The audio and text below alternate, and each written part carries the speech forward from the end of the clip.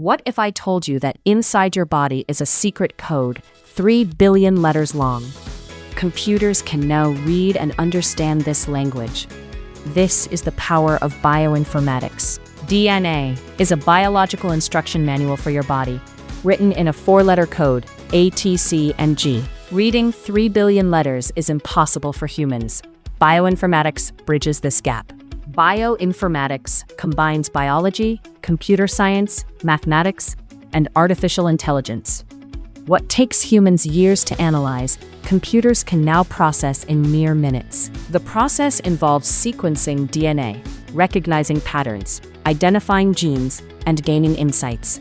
This tech is already saving lives by developing new drugs and personalizing medicine.